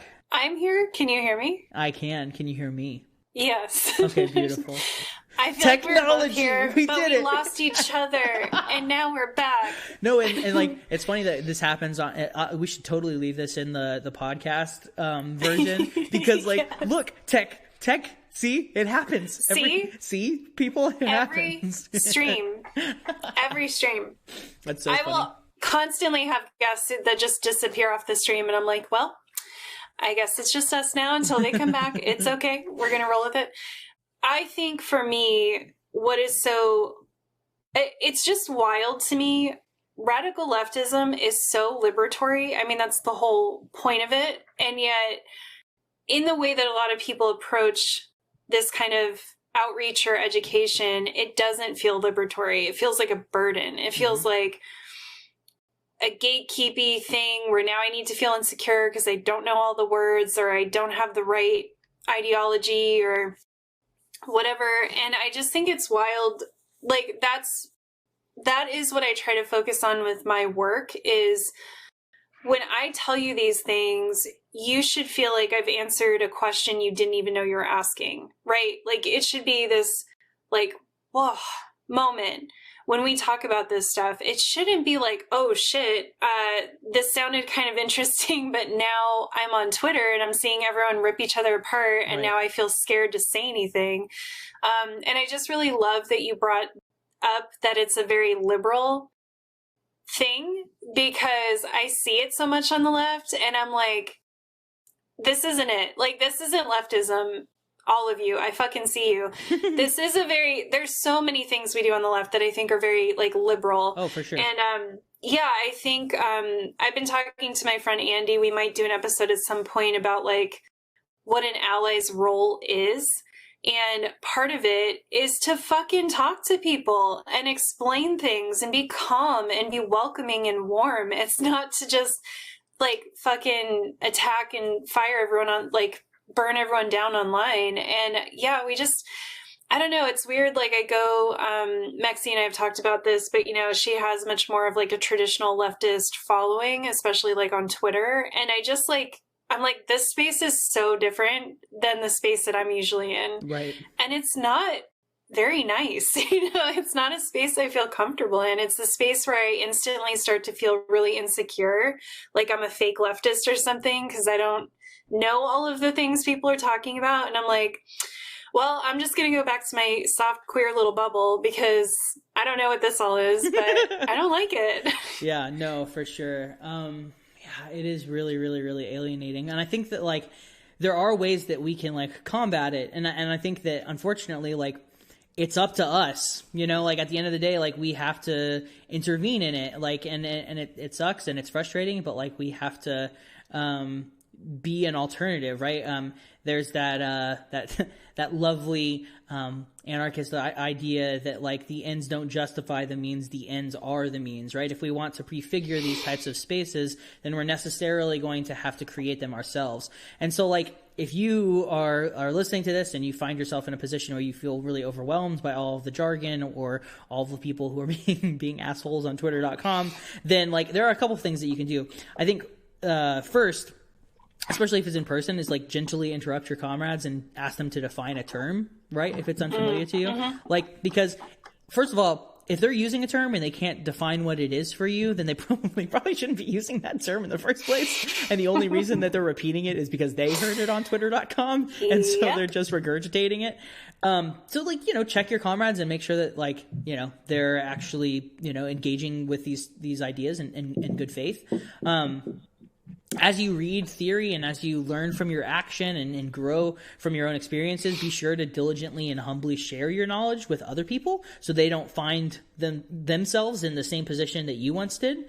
And I think also like make peace with the fact that all of this work is necessarily going to require both a lot of unlearning and learning as well. And you don't have to be an expert, right? Like find out what you're good at, right? Whether it's mutual aid projects or community gardening, community defense, communication, sabotage, reconnaissance, media, agitprop, whatever it is, figure out what you can bring to the table and then use those skills in your own community to the best of your ability, rather than feeling like you have to be, you know, a jack of all trades or a Renaissance man or woman or non-binary person. Like you can just do the thing that you're good at. And like, it's not in like it's not in this like liberal, like stay in your lane kind of thing. You should always, I always encourage people especially like my students, like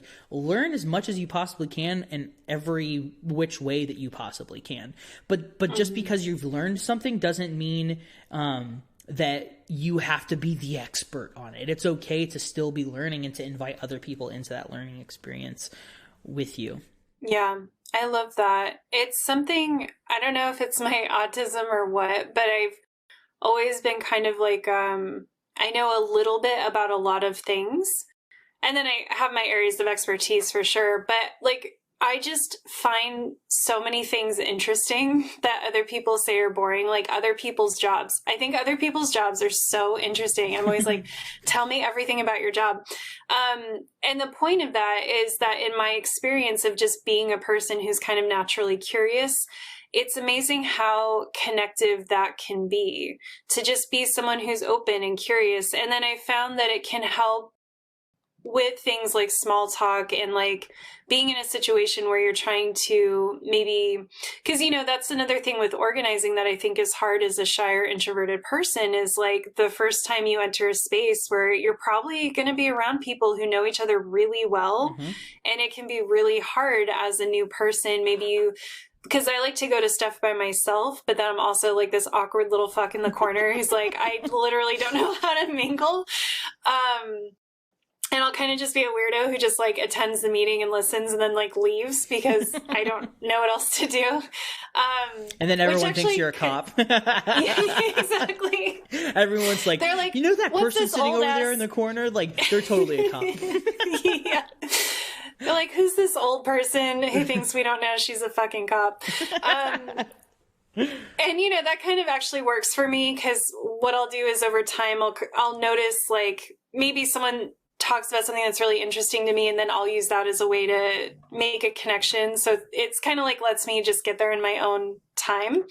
But it's hard, right? It's very intimidating to be new in a space. And so I think like adopting a curious, open sort of mindset, both as organizers, but also as shy, introverted people, can be really helpful in just generally connecting to other people and creating a sense of community wherever you go. You know, I've had actually really amazing conversations with like such random people that I never would have thought, because I'm just curious and I ask questions and I just really listen to what people say. And to me, that all sounds very obvious. But then again, when I get in these spaces, a lot of times that is not the vibe. The vibe is like, we assume like you don't know stuff, or like that you're problematic in some way, or like you haven't processed your privilege. And it's like, those things may be true, but that isn't really conducive to like what we're trying to do here. You know, it's like when I walk in the door, I shouldn't feel like you are holding this place of authority where I need to learn to be part of this space, right? It should be like, hey, comrade, come on in. And then as we develop a relationship together, we both will learn and grow from that relationship. Mm-hmm. Mm-hmm. Well said. Yeah, well said. I think so often we get stuck into these patterns where we think that like either we know nothing or we know everything, right? And that's such a you got to kill the cop in your head. You know, you have to unlearn that shit. Like, you know, like of being from a position of dominating type of knowledge or authority, like, and being like willing and able to engage with people and accept that you don't know something, like all the time. Like my students teach me all the fucking time about cool shit, right? Like whether it's music stuff, whether it's stuff about their different majors, whether it's the ins and outs of how they approach a particular text that we're reading. Like it's so fucking fascinating to see how bright and brilliant people are when you give them the space to flex, essentially. You know, giving people the space to show off, and to make mistakes, and for it to be okay for them to fail, and that it's not like a thing that they get punished for, right? You know, we started this conversation. Maybe it was off stream. I can't remember. It's been we've been talking for a long ass time at this point. It's been a little while. I can't remember if we were talking about cancel culture bullshit. I think it was before. Yeah, it was before. Yeah, because we were talking about the Final Straw's recent interview with Adrienne Marie Brown. So good. P.S. Everyone go check that shit out. So good. Faux show. Shout outs to our CZN comrades, the final straw. But yeah, it's really interesting how these things like invade spaces that should be so liberatory and so inviting and so understanding of the fact that people are coming to this from different walks of life and from different backgrounds. And I think that we engage in this weird form of like purity politics when we police ourselves and police each other. And I think that that's not to say that like the left has very serious problems with misogyny, with white supremacy, with heteronormativity that we need to tackle and that we need to dismantle and that we need to be really systematic about. That said, I also think that it behooves all of us to give folks the benefit of the fucking doubt, you know, like, and, you know, if someone proves to be, you know, engaging in bad faith, whether that's because they are an agent provocateur or they're just a troll or whatever it might be, then that's a different type of situation. But I think if we could just all calm the fuck down just a little bit, you know, just a little bit, right? Like I love the fucking fire. Don't get me wrong. Like I'm fucking here for it. Like there is no one. I promise you, there is no one who wants to burn this shit down as much as I do.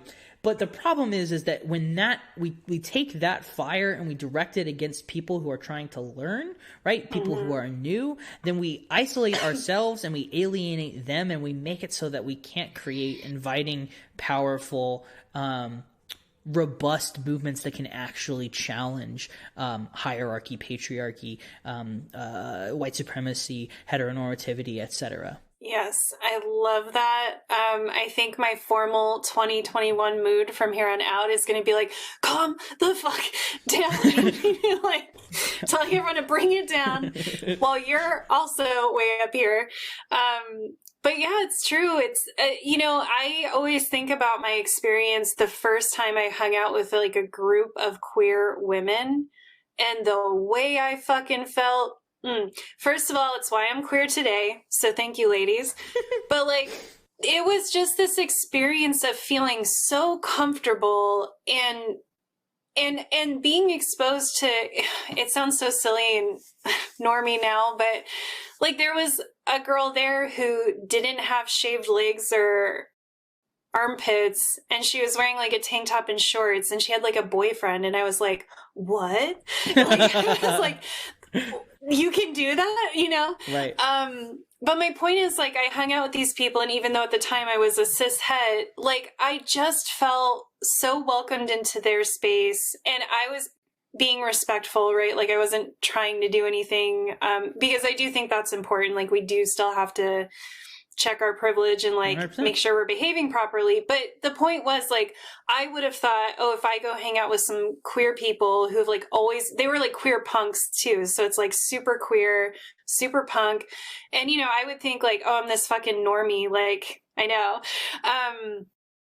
I would have thought like they would have like, I don't know, been kind of cold or kind of judgy or just like, who is this person? Or thought like what I had to say was not interesting, but that was not the experience I had. I had so much fun with them. We had these amazing conversations. We were like laughing the whole time and talking about like this huge range of things from like silly stuff to like what cupcakes we like best to, you know, they were talking about like their attraction to women and how it differs from their attraction to men and like processing all this stuff. And I was in the back being like, taking notes, you know? But I just think like that feeling that, and I just remember feeling like I wish that I had a group like that I could hang out with like every day. Like I've never felt so good in my life. I just felt so comfortable in a way where that's what I was saying before too. It's like they answered a question I didn't even know I was asking and something inside me just released. And I just felt like at home with these strangers. Like they were all people, I only knew one of them really. And that's what our spaces should be like.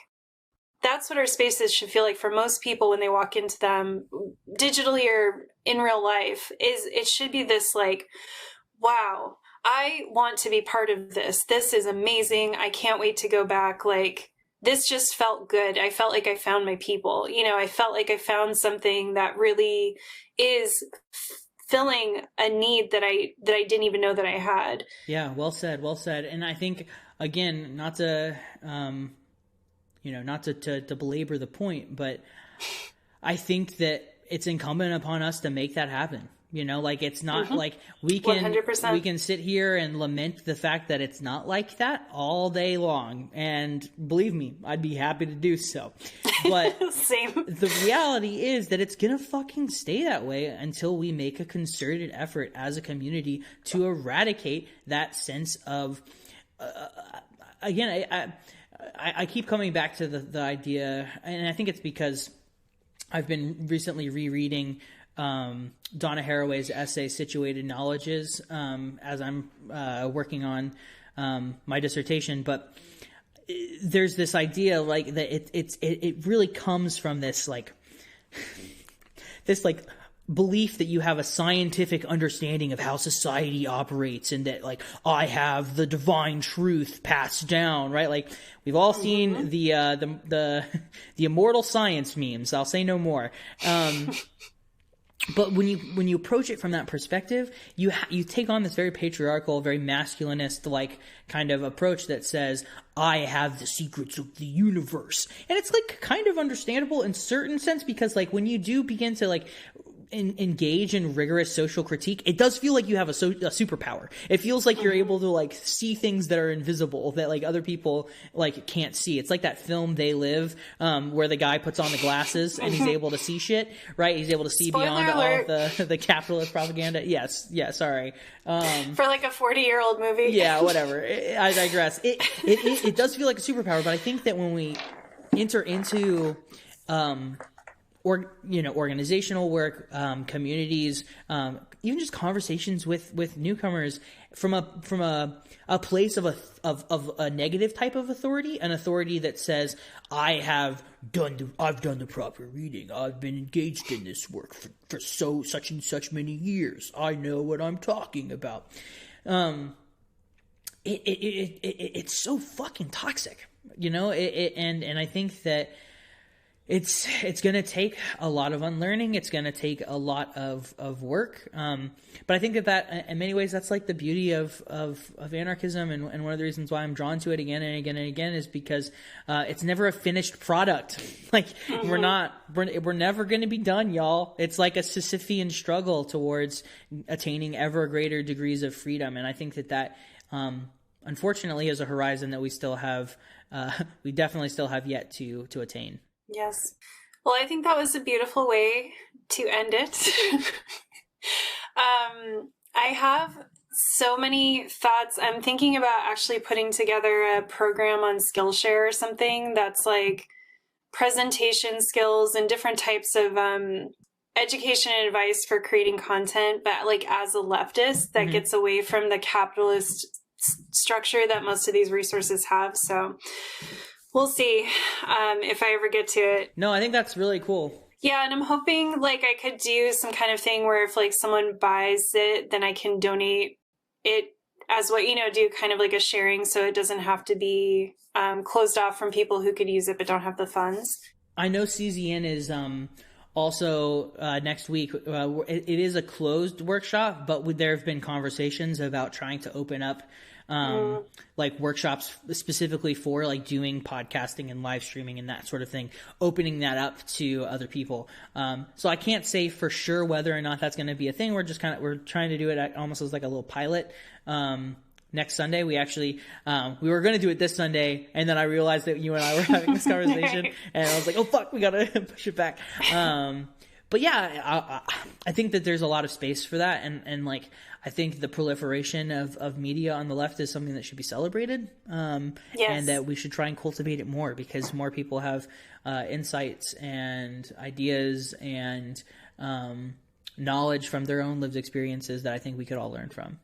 And that about does it for this week's episode of Coffee with Comrades. This is an entirely DIY show run by workers for workers. If you like what you hear, you can follow us on Twitter at CoffeeWComrades and Instagram at CoffeeWithComrades. Check out our website, www.coffeewithcomrades.com, and sign up to support our work with a monthly contribution by going to www.patreon.com/coffeewithcomrades. You can find Coffee with Comrades on Apple Podcasts, Spotify, Google Play, or wherever you go to get your anti-capitalist propaganda. Be sure to subscribe so you never miss an episode. While you're there, smashing that subscribe button, be sure to rate and review the show as well to help us increase our reach. If you have feedback, criticism, or you'd just like to get in touch with us, shoot us an email at coffeewithcomrades@gmail.com. Until next time, stay wild out there, comrades. When the air is quiet and the sky is blue, I can't help be reminded of you. Are you fucking kidding me?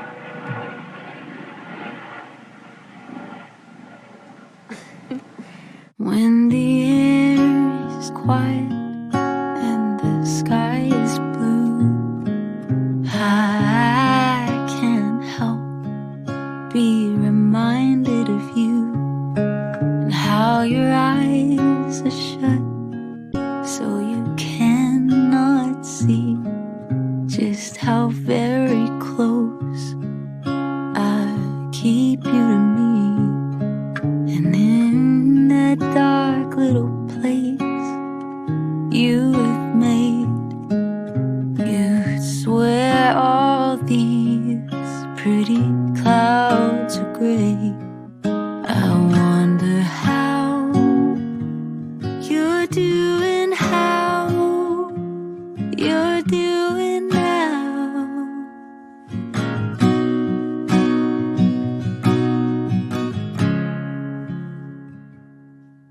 In a million years, never thought I'd see the day you would choose your fear over me.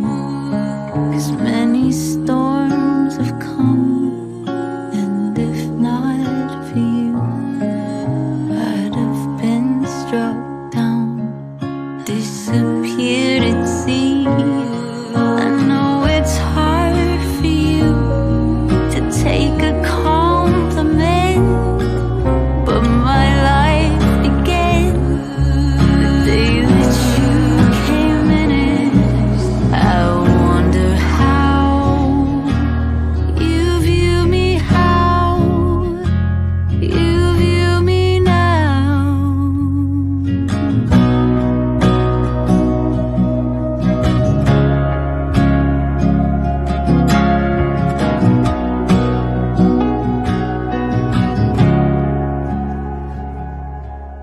On a night like this, it's just me and the kid, and there's a chair for you where you'd always sit, and we would talk for hours about the dumbest shit, and you would always start my cigarette.